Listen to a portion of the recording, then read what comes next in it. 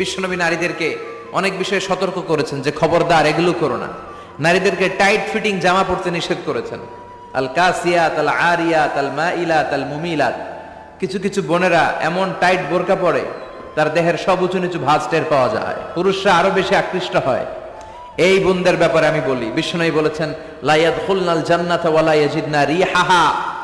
তারা জান্নাতে তো ঢুকবেই না, জান্নাতের ঘ্রাণও এদের নাকে লাগবে না। এখান থেকে জান্নাতে পৌঁছতে আরো 500 বছরের রাস্তা, এত দূরে থাকতেই জান্নাতের ঘ্রাণ আপনার নাকে এসে ধাক্কা দিবে। তারপর ওই নারীরা জান্নাতে ঢুকতে পারবে না। টাইট ফিটিং জামা আছে না নাই? এখন বোরকার মধ্যে অনেক ডিজাইন, ইদানিং এদিকে কিছু ডিজাইন করে পরে, এদিকে করো না, এদিকে করো না, এদিকে করো না, সাইডটা বুঝবা না এই জায়গায় এগুলো করে। তো এগুলো করলে তার পর্দার চেয়ে তার সৌন্দর্যের প্রকাশ আরো বেশি হয়ে যায়।